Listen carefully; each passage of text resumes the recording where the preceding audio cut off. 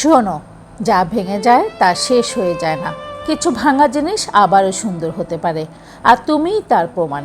হ্যাঁ, কষ্ট লেগেছে, বিশ্বাস ভেঙেছে, তুমি ভাবনি এমনটা হবে, কিন্তু তবুও তুমি আছো, শ্বাস নিচ্ছ, বেঁচে আছো, চেষ্টা করছো।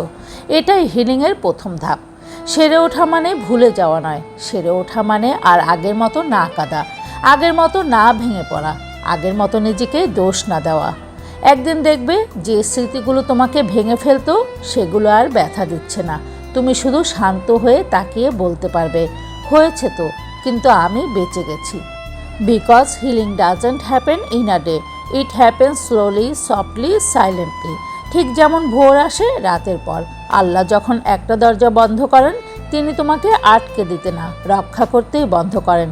একটু সময় দাও নিজেকে, তুমি সেরে উঠবেই। তুমি আবার হাসবে, আর একদিন তুমি নিজের কাছে বিস্মিত হবে আর বলবে, আমি এত কিছু সহ্য করেও টিকে আছি।